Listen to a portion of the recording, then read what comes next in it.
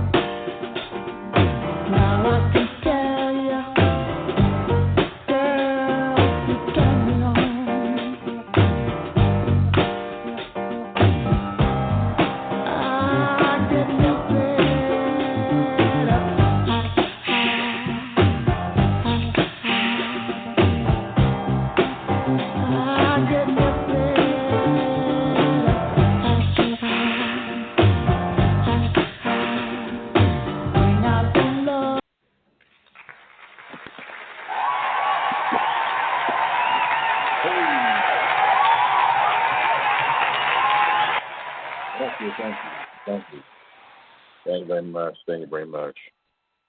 You listen to Baltimore's Talking Live. I'm your host, Dr. Q. Co-host is Aaron Green. Say hello, Green Bean. Hello, good morning, good afternoon, and good night to all. Let's get things started. Wild Card Wednesday. And there's some fake news. Now, you know, Donald Trump talked about fake news all the time, and nobody believed them. We have been looking through the past week, and including this week, and a lot of, you might have seen a lot of news saying Nell Carter has passed away today.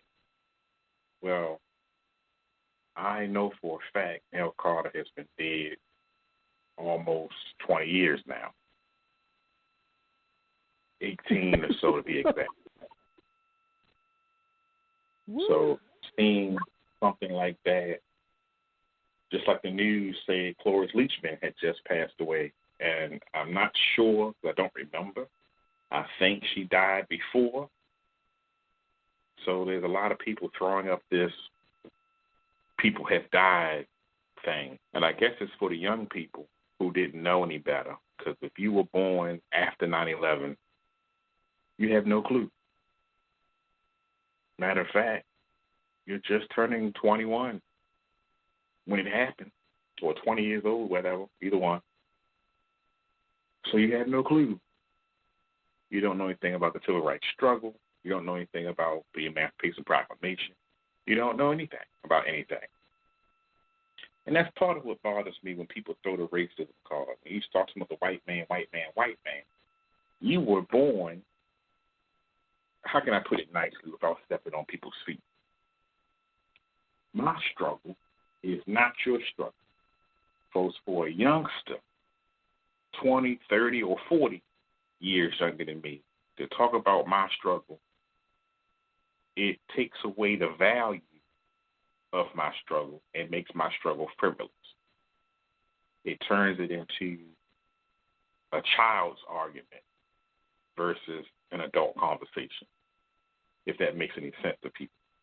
If I go in there and I'm arguing about losing my job because you gave it to a white man,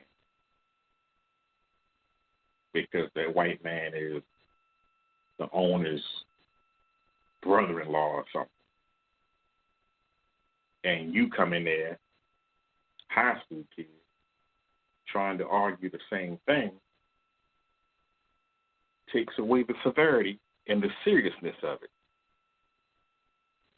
Like arguing about somebody stole your baseball card or your bubble gum.